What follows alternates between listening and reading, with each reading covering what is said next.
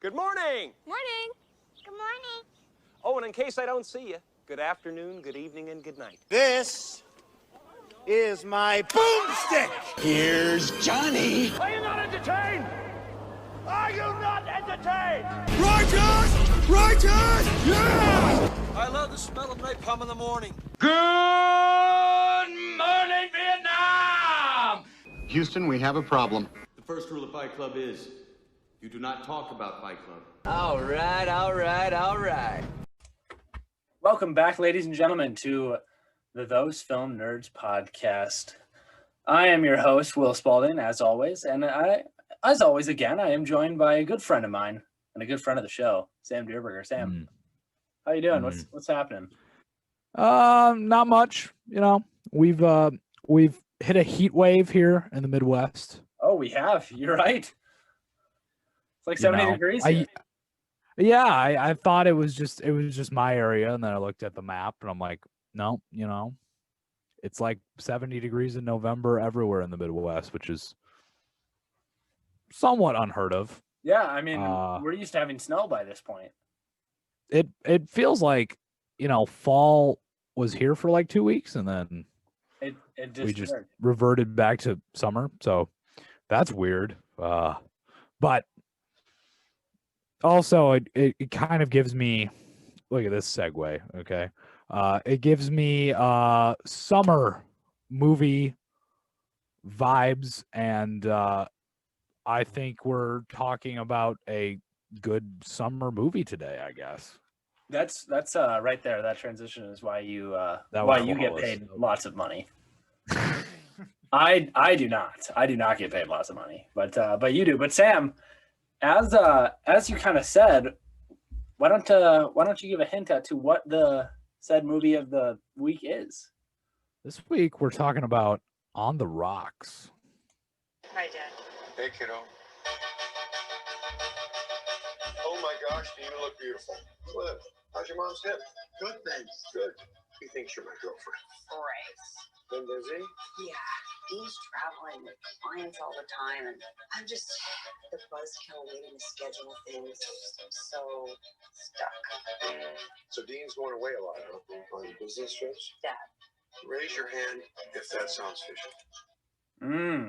Sophia Coppola's On the Rocks with with Bill Murray and Rashida Jones, or Rashida Jones and Bill Murray. But however you want to look at it. we won't get into that yet, as per usual, because we will talk a little industry news. And again,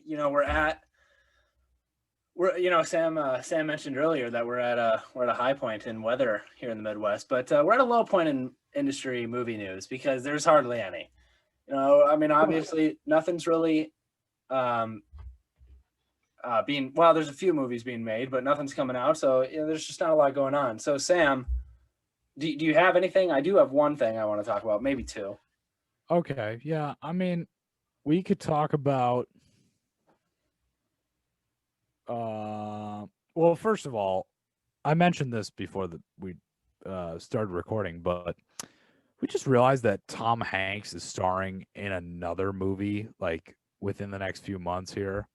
I believe it got pushed back to April 16th, 2021 for a release, but still, it's impressive that he's in another movie around this time. It's called Bios, and it's a science fiction drama starring Tom Hanks, directed by Miguel Sapochnik.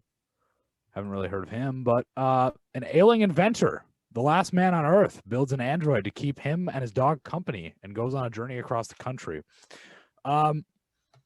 Immediately after reading this description, I get, Castaway kind of vibes, I suppose. Oh, sure.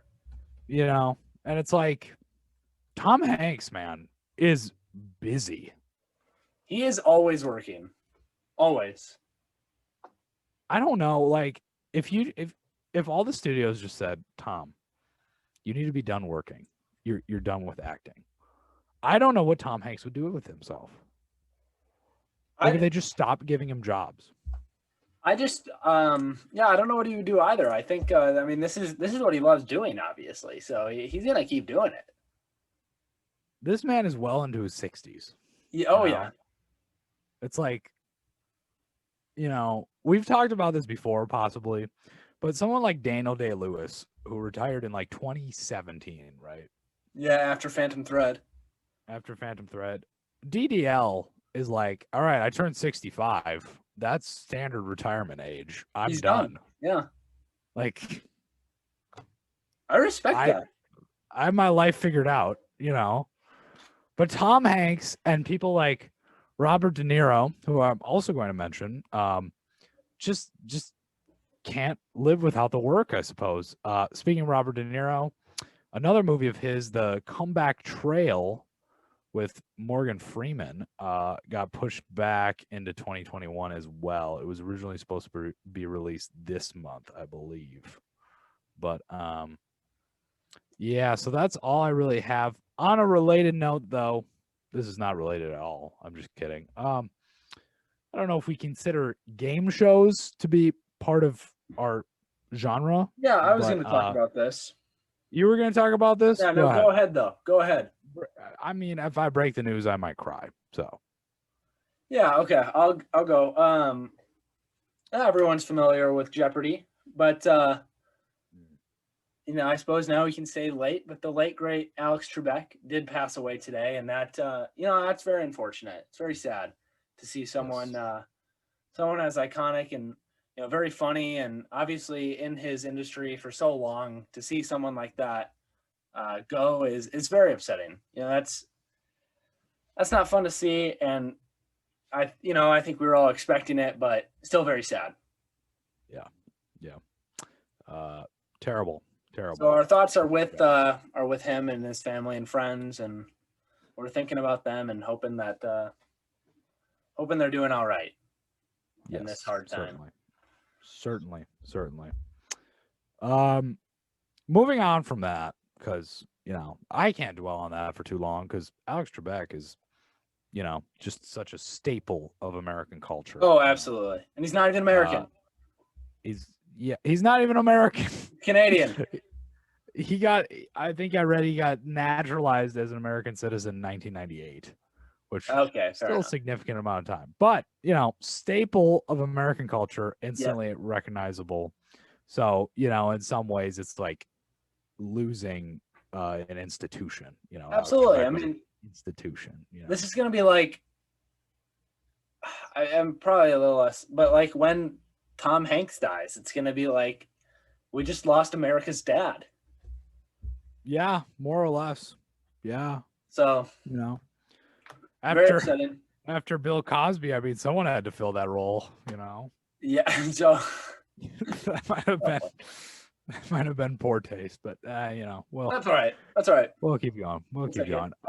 But anyway, with that, did you have another piece of news to share? I have a few things actually. They're all pretty small though, but we'll run through them quickly. Jurassic World Dominion, the third Jurassic World movie, which who cares about this? Just stop.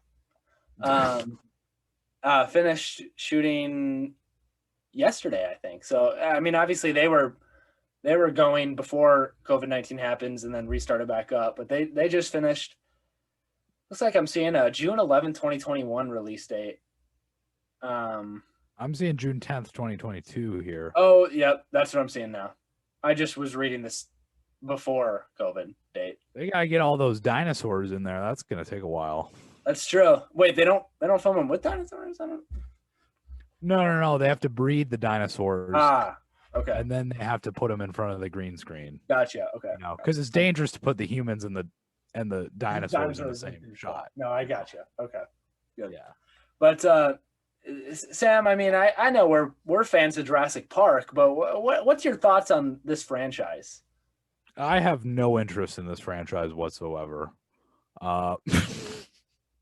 It's just to me, from the beginning, I just thought it was just a blatant attempt at reviving a franchise that was just, what? It's like, think of something new. Think of something new. Sure. You got 3 movies out of it originally, and then they were just like, no, new franchise, reboot. Well, and Jurassic Park 2 and Jurassic Park: The Lost World are bad as well. Like, Or I don't think they're that good. Right. So, yeah. Right. At this point, we're just kicking a dead horse here. Come on, let's.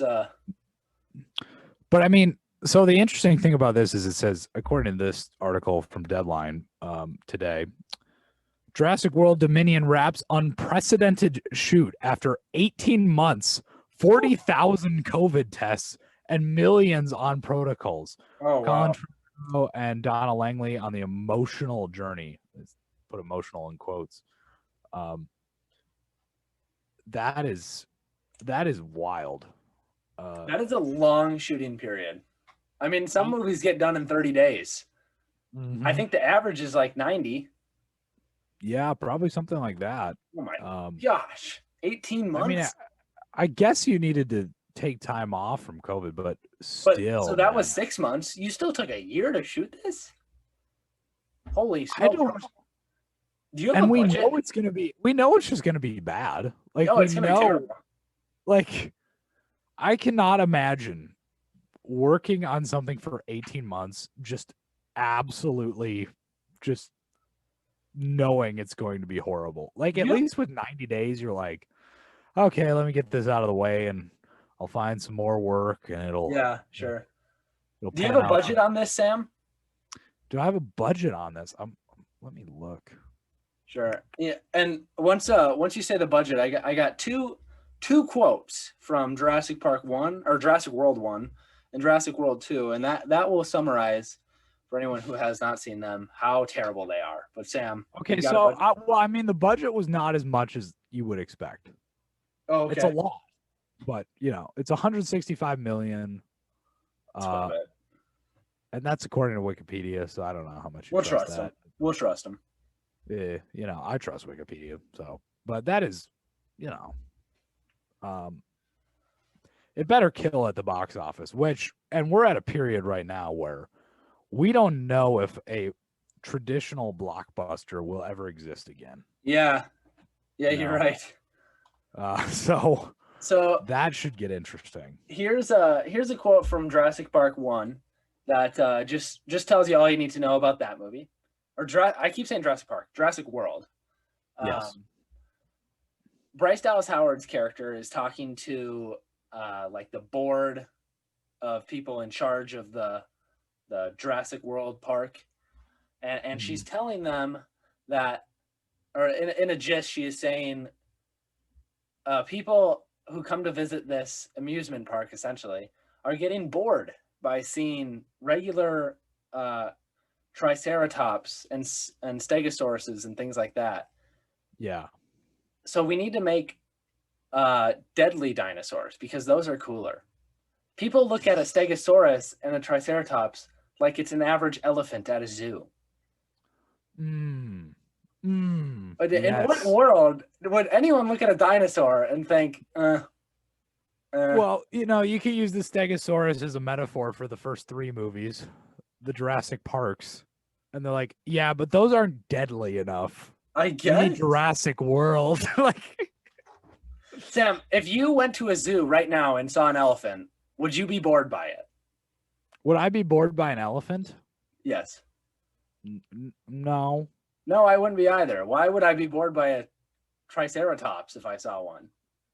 I mean, in an increasingly, I guess in the internet age, you can make the argument, 100 years ago, we didn't have the internet. So when you went to a zoo and you saw an elephant, you would be like, oh my God, it's walking. I can see it move. Maybe you'd seen its picture in a textbook in black and white once, but to see it live would be a thing. Now with the internet, people watch like animal fighting videos all the time. So, maybe it is making a comment on how desensitized we've gotten as a society.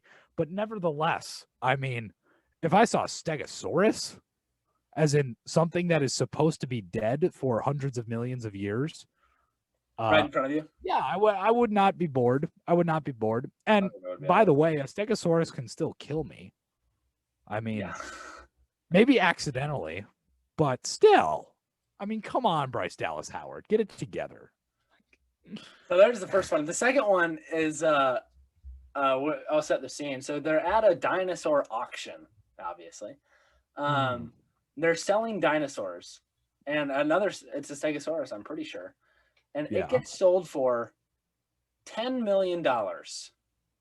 What? 10 million. That's only you could. What is that? You could buy a dinosaur if you were on a rookie contract in the NBA. You'd have to be wealthy, but 10 million is not really that much if you're thinking about a dinosaur. I mean, that's like less than 10% of this movie's budget. Like 10 million for gosh. There's no common sense in these movies. The third one's gonna be terrible. Yeah. I mean,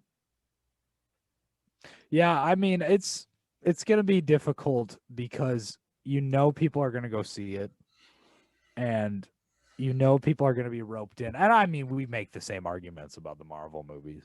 Yeah. I mean, probably me more than you, because I get angry about those sorts of things. But like it does annoy me that people continue to see this garbage, and instead of encouraging the studios to come up with a new concept.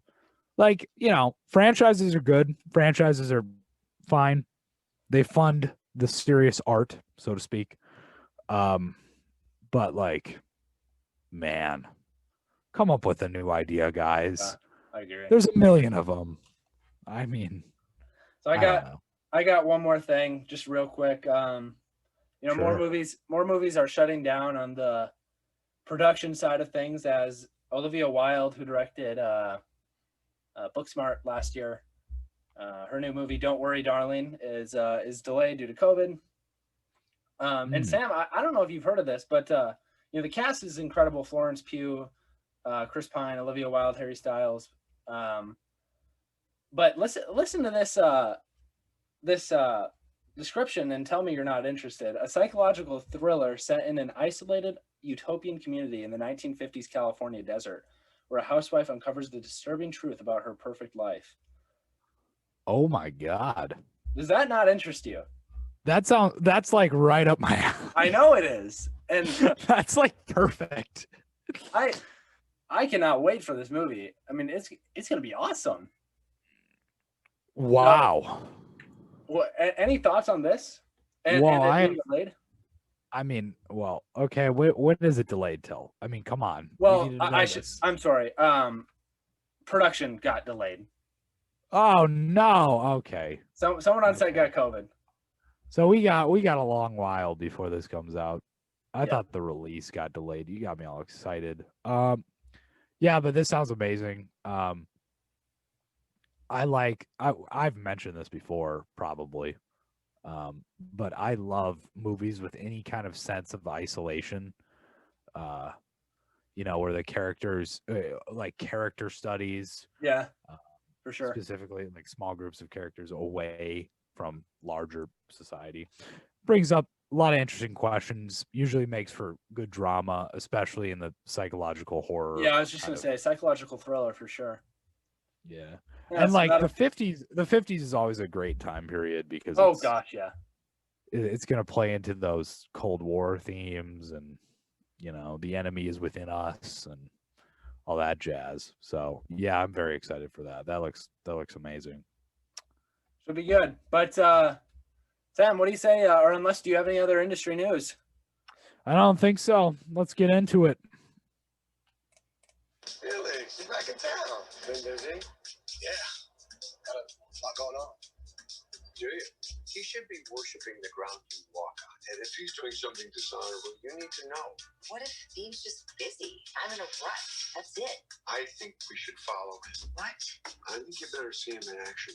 This is your idea of incognito? There we go.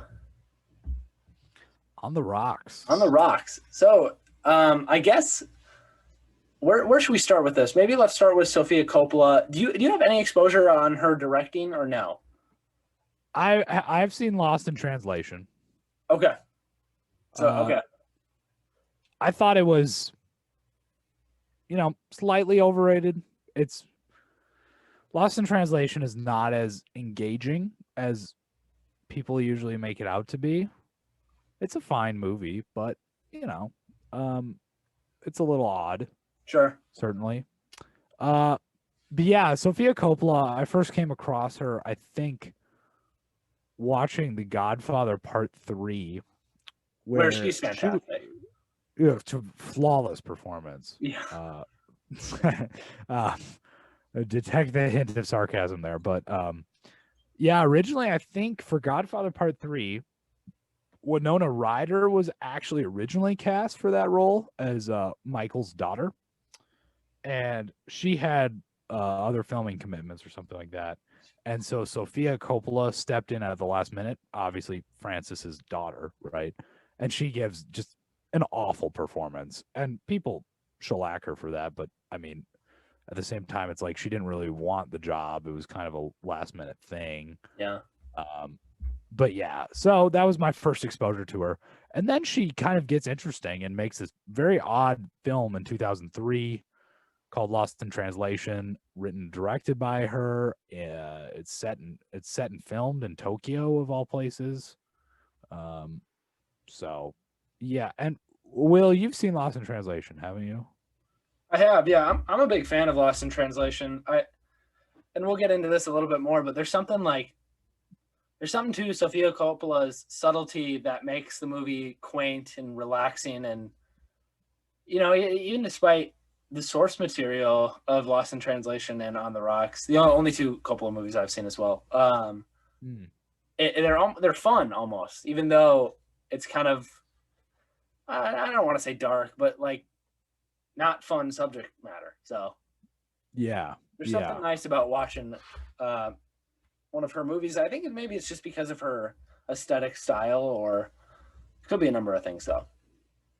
But yeah, I loved Lost. Yeah, I heard someone, it was one of the movie reviewing sites, I forget which one, but someone described On the Rocks as like and this wasn't a negative criticism, but they described it as like a typical Sofia Coppola slice of life film. And I think slice of life is the key phrase there. That's absolutely kind of sums up her feel, yeah, and slice of life is almost that same phrase can be used in Lost in Translation as well. I think she's really interested in life and relationships. Right. Yeah. I mean, I guess relationships is really the key there. Mm-hmm. It's extremely intimate is how I would describe both of these films, really. I mean, the comparisons between the two are kind of obligatory, I guess, but sure. Yeah. So with that, I mean, obviously we have to talk about Bill Murray, because Bill Murray is the best part of this film. Oh, he's Bill Murray is really the best part of anything he's a part of. He's a treasure for sure. He is just a treasure. It's funny. I was watching actually last night. I was rewatching Moonrise Kingdom, and Bill Murray is obviously in that. And when he pops on the screen, I'm just like, oh, he's awesome. He is so awesome. Yes. Yes. And no different in On the Rocks. He's irreplaceable. He's irreplaceable. Yeah. So with that, I mean, what is your, so I kind of wrote this in my review. In my review, I don't know if I really believe this, but I think it's at least somewhat close to the truth. I said, I don't think Bill Murray's demeanor is ever put to better use than On the Rocks. Like, he is literally perfect for this role. Yeah, no, he's built for it for sure. Yeah, other roles have come close, or other characters he has played have come close to like this level of dryness and kind of vulgar humor, but nothing really tops it than his character in On the Rocks. And it's meant to be. It's meant to not be subtle. It's meant to be funny in that way. But the way he portrays it is kind of subtle. and very funny. Yeah, like, very funny. Yeah. Yes. His characterization as a womanizer is so hilarious because I mean, Bill Murray, not a good-looking guy. He is not a looker by any stretch. And he's also Bill Murray is also 70 years old, which is wild. But him as a womanizer is just a hilarious like pairing of character development, and the fact again that he's Rashida Jones's father and is just very wealthy in this film, very wealthy and constant like living the life of a bachelor even in his 70s is just a hilarious idea to begin with. Yep. Absolutely. And we've said before, like this is a funny movie, but it's also incredibly heartfelt. So like I don't know how we're gonna approach this, but Bill Murray is for me the treasure to take away from this, Absolutely. And that's not Bill Murray's brilliance in this movie. I'm not saying that he is the best part of it. Is true, yes, but that doesn't take away from how really good Rashida Jones is in the movie and how tight the directing is and the writing. And, this is just a well-rounded movie that I don't think is getting enough credit that it deserves. Yeah, it's similar to Rebecca a couple of weeks ago. I felt, somewhat attacked when I got on Letterboxd, and I've been seeing a lot of 2 stars, 2.5, 1.5 by one review. These are just like the popular people on Letterboxd. Yeah. And some people, I think the consensus, if I could kind of derive a consensus from all these, is like, well, the movie's just kind of boring and typical. It's just not very engaging. I was never bored in this movie. I was never bored at all. I was thoroughly engaged and entertained the entire way. It never lost me for a second. Right. Same here. So, I mean, do you see? But I guess the idea that the premise is a little too simple, or it's been done before. What do you make of that exactly? Well, saying that the premise is simple is not a bad thing, because I really think that's where Sofia Coppola excels. Because, I mean, Lost in Translation is not some complicated plot, and On the Rocks, it's not a bad thing to have a straightforward plot with that just deviates a little from expectations. And I would say it didn't even play into the tropes and stereotypes that you typically get out of this movie. I mean, it's a movie where Rashida Jones thinks her husband is cheating on her. When I went into this movie, I figured, hey, she's probably going to find another guy and she's going to have to decide between the two of them as well or something. And that didn't happen. So it stayed away from stereotypes. So it had a happy ending, right? And it did, yeah. It still had that. So it's interesting to me that people are using that as a criticism, because I think that's why the movie is good, is that it excels in its simplicity. Yes, exactly. So then not every movie has to be the master, is all I'm going to say. It doesn't have to be the master or, Inherent Vice. You thought the master didn't make sense. Get ready for Inherent Vice. Sam, I think, was it you that I texted after watching Inherent Vice and I was like, I don't know what the heck happened, and then you were like, it was after we saw Joker. We were in the parking lot and you go, yeah, I read somewhere that if you ever sold a ticket of or Inherent Vice, you had to give them 2 tickets or some weed or something like that, so that you could feel like. Yeah, it was someone on Letterboxd wrote, each ticket should either each movie ticket to Inherent Vice should either come with a joint or a second movie ticket to Inherent Vice, because you'll need one or the other to understand it. Oh gosh, that's funny. It's like, it was anyway, just sidetrack. brilliant analysis. But yeah, serious sidetrack. This but I movie think- is, you know, it's simple. It's simple. Yeah. But I like that about it. I think that's what it does well. Yeah. Is that it's Yeah, not hard to of follow, course. and it's short and it's quick, and you know it's well paced. But Yeah, I mean, when I started up and I saw that the running time was an hour 36, I was like, yes, yeah, we like Yes. that. this Like is going to to be see very that. good. Yeah. It's not going to overstay its welcome.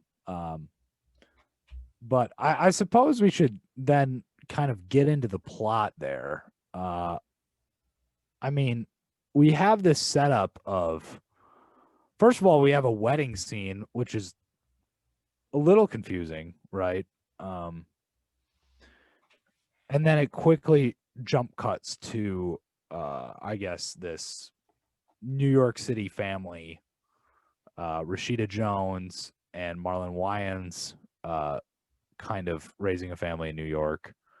And then, you know, Laura, Rashida Jones's character, begins to suspect that her husband is cheating on her with his, like, you know, secretary or assistant. Like, pretty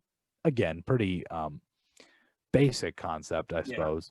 Yeah. And then things kind of take a turn when her father, Felix, played by Bill Murray, ends up basically making it his personal mission to Prove that catch the her husband husband cheating. Yeah. He's so which is adamant about hilarious. it too. Like that first lunch scene is so awesome when he's like, "So where was he and what hotel was Yeah. he staying at?" And she tells him like, "Oh, he was at the whatever hotel," and he's like, "Oh, that's weird. I would never go there if I was staying at a." It's kind of off the beaten path, and it's so funny because he's just making Rashida Jones's character Laura nervous and like suspecting. And he's basically just poking her and saying, let's find out. So, Like, it's so funny. I don't know what to even make of the fact. Like, can you imagine if your father was like, yeah, I am actively trying to prove that your spouse is cheating on you. Cheating. Yeah. Like, he's like almost hoping for it. Oh, he is hoping for it. It's Absolutely so weird. It's so weird. But we kind of come to realize about Felix's character is that really, and this is kind of what I got out of it, but really what you realize is Felix struggles to have a normal relationship with Laura. Mhm. And so he has to really this entire ploy to try to catch her husband in the act of cheating was really just to spend time with her and get close to her and connect with her, I guess. You know, it's even from the beginning, it's pretty obvious that their relationship between Felix and Laura is pretty strained. And so I quickly realized that, well, this movie isn't about, you know, a husband-wife relationship. It's more about a father-daughter relationship, Right. mending and being healed after a lifetime of breaking apart, which I thought was very sweet, and I thought worked well. You know, I was going into it, I kind of expected that this was going to be more about Laura and her husband, but it turned out to be more about Felix and Laura. So that was great to see. I like that it defied my expectations there. So that was really nice to see. Yeah. And Yeah. that's I the was sweet happy to sentiment see parts. it because more Bill Murray, obviously. Yeah, that too. Yes. So the other thing I guess we could get into is, well, I guess the rest of the plot, where we have basically them going on a series of stakeouts to try to catch Dean, her husband, in the act of cheating. And there was one scene in particular I'd like to discuss, which is just, in my opinion, a very brilliantly executed scene. It's when the they get pulled over because I knew you Felix were gonna is say that. driving recklessly, and he like just talks his way out of a ticket, essentially by knowing the cop's dad. The dialogue there was incredible. It was funny. It's so well written. It was realistic. It was so well written. And I'm like, and the entire time I'm just glued to the screen. Like, Yeah. it's little things like that why I love movies. That entire scene was perfect as far as I'm concerned. It was a great moment, and you knew it as soon as it was starting. As soon as they got pulled over, and he was like, "Well, you want me to shut the engine off? Well, you just say goodbye to it because it's gonna be gone." I mean, and then the cop's like, "Turn it off, sir." He turns it off and gets out, and he's like, "Officer, oh, McCullough, are you Jerry's son or whatever?" And it's as soon as it got to that point, I'm like, "This is gonna be awesome. This is gonna be an awesome scene."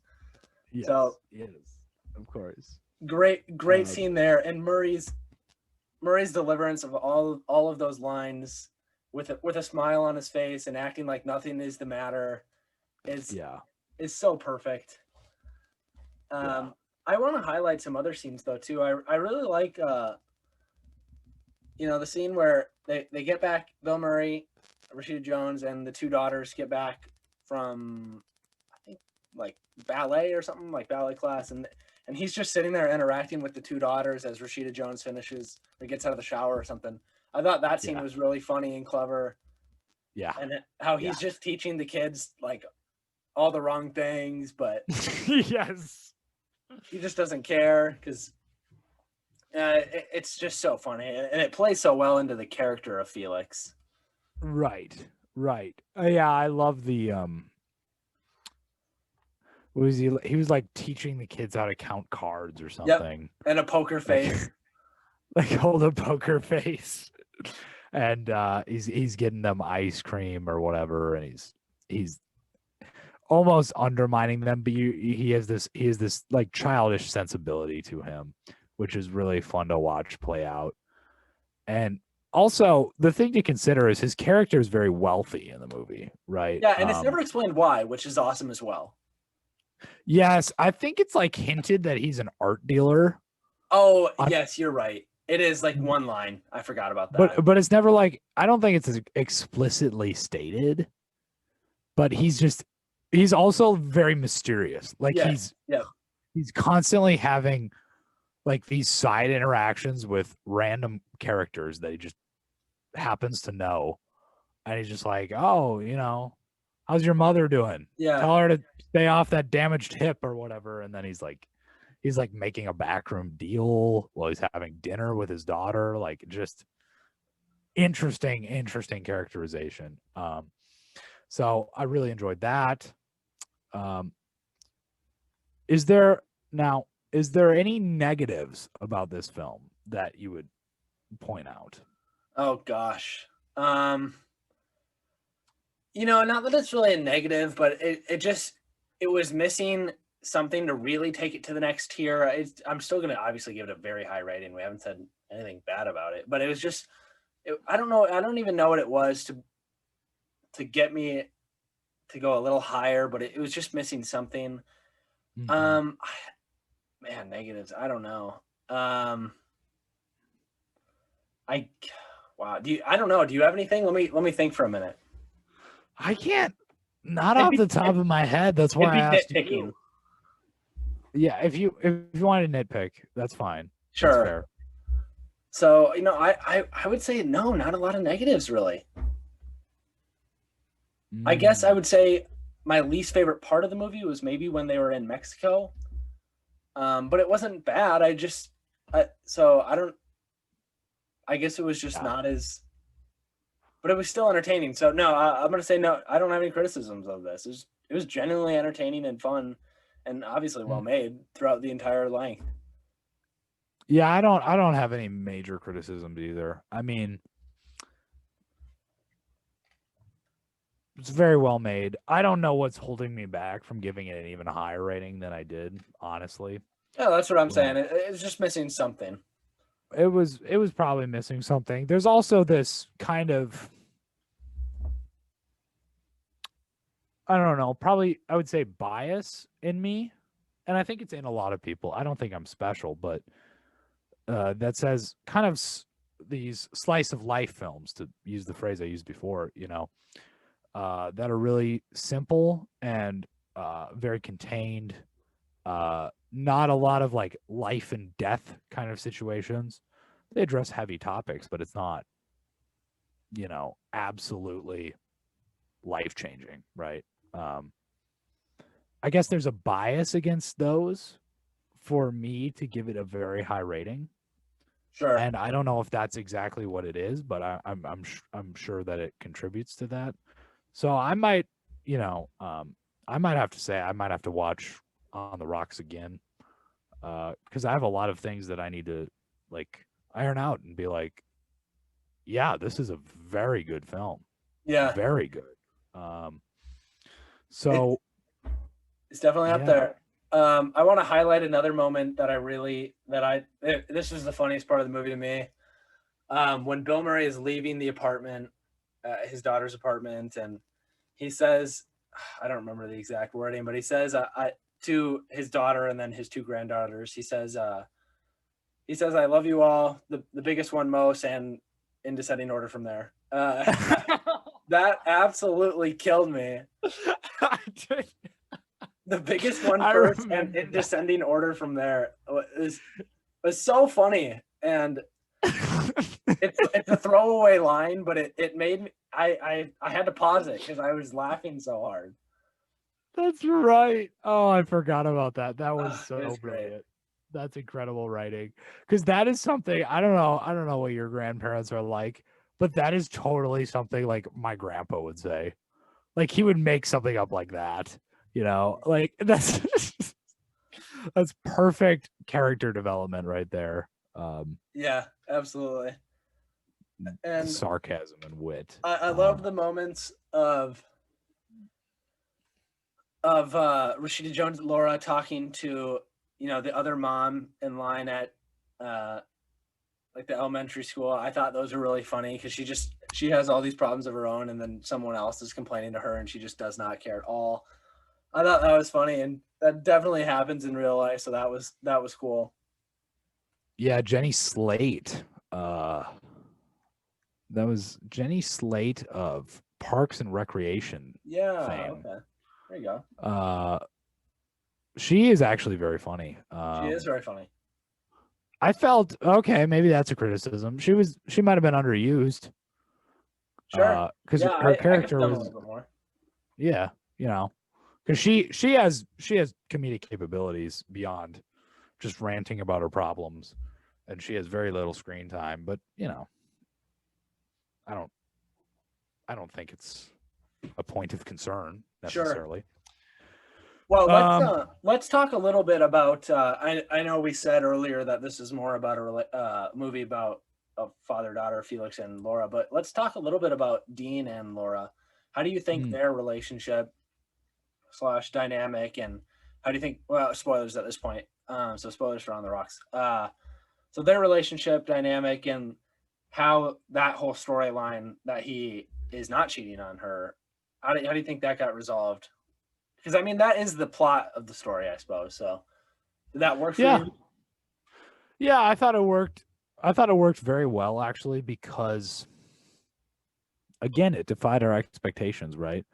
We have this expectation that, the stereotype of the overworked, always away, always traveling father is not being faithful to his wife, his family, and it's not the case. He is,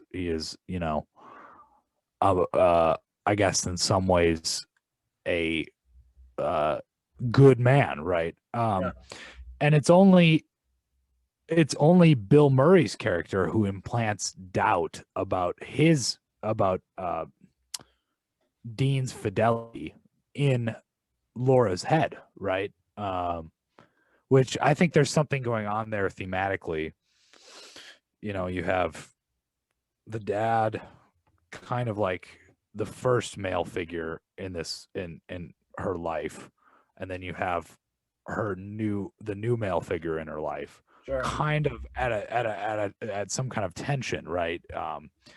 One's planting doubt into the other about how faithful they are, and in some ways, it's kind of more more a reflection of Felix, because Felix is the one who kind of wants his daughter back, or wants to regain some of that time lost when it was earlier. Specifically relating to this, you could talk about the how Felix mentions Laura's mother, and how he and his own shortcomings as a father, when he abandoned the family, you know, and it's his own kind of attempt to regain some lost ground in that respect. Absolutely. And there's obviously almost anti-parallels between Felix and Dean as fathers. So that counters nicely. But at the same time, you know, Felix is obviously still trying to make amends and make it up to his daughter. So yeah, no, I agree with you for sure. Yeah. It's the more you think about it, the more beautiful it kind of is. Yeah, absolutely. Because Dean is kind of perfecting what Felix couldn't do. Yeah.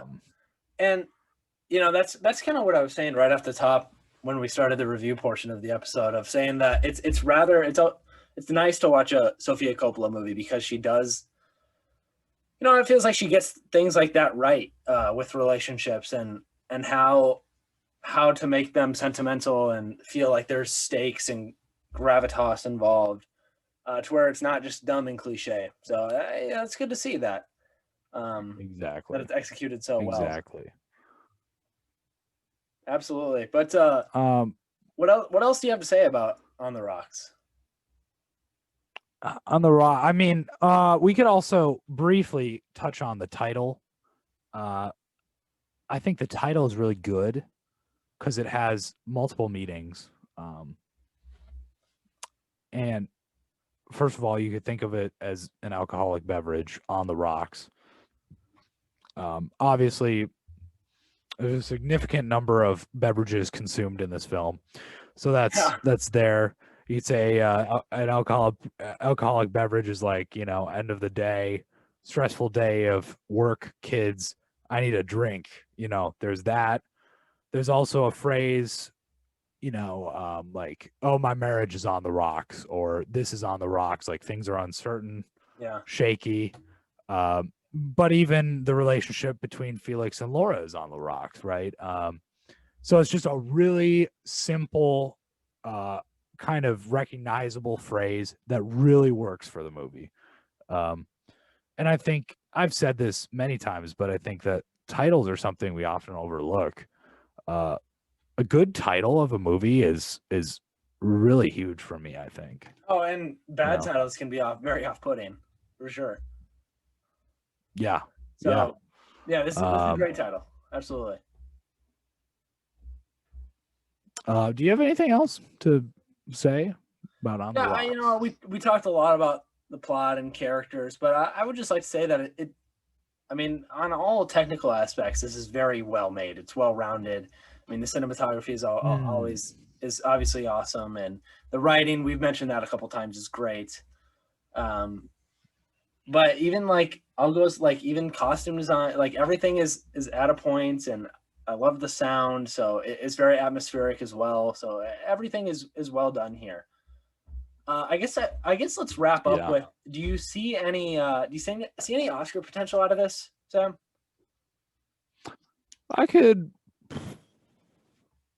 You know, I don't think they would give it. I don't think Murray or Jones could get Oscar noms out of this. I could see similar to Lost in Translation. Lost in Translation won Best Original Screenplay that year, I believe. It did. I could see definitely a screenplay nom for sure. Possibly a Best Director, maybe. But I don't think I see anything beyond that. What about you? Sure. I guess. Yeah, Lost in Translation won screenplay. It was nominated for actor, picture, and director. For On the Rocks, it's not Oscar bait at all, we should say. Like, this is not going for anything in that respect. No, not at all. Bill Murray, I It's could about see upper class white people. I mean, come on. I'm just Bill kidding. Murray, I could see an outside chance at a Best Supporting Actor nomination, just depending on what movies come out this year. It's a weird year, so let's keep that in mind. Right. Right. Yeah, this could slide in on original screenplay, and maybe some technicals like a sound. But no, I don't see much more than that. I don't think I see picture unless it hits like a number 9 spot or a number 10 spot. Yeah. I don't see that. So yeah, but again, that's not what this is going for. I think it excels in what it's trying to do, which is really all I'm asking it to do. So. Yeah. Yeah, I'm not sure, you know, and we're not even sure how many, I guess, nominations spots there will be this year. Anywhere from 6 to 10. especially Yeah, we're not sure though. anywhere from 6 to 10. Even with, you know, they might adjust some of the actor and the actress categories to those numbers depending on what we're looking at. But yeah, so that'll be interesting to see how it shakes out. But with that, should we talk about ratings? Yeah, let's hit some star ratings. Let's do that. I'll go first. I'll start us off. I'm gonna go 4 stars here. Really enjoyed it. Obviously well made on every aspect, and I found myself thoroughly entertained throughout. It's missing something to really bring me to that next level, and I don't know what it is. It's just, but that's not a criticism of it necessarily. So 4 stars. Really enjoyed it. This is gonna rank high on my year list. It already is, and I would assume it will end that way as well. Yep. And same here, man. 4 stars. Excellently executed, constantly entertaining. Great film. I say that unironically, but yeah, but really good. I was really impressed. So yeah, and a rewatch is probably in my future because Yeah, it's inevitable for sure. I need to figure this out, man. I need to figure it out. So with that, I believe, should we get into some recommends? Yeah, let's do some recommendations. Do you want to start us off, or should I get us underway as well? You better get us underway. You better. All right. So I've been watching a lot of these. There's actually 2 YouTube's. It's not really a series, but kind of a continuing thing on 2 YouTube channels called Vanity Fair and CQ, just capital C, capital Q, and Vanity Fair, where they invite actors on to break down their most famous movies or famous roles.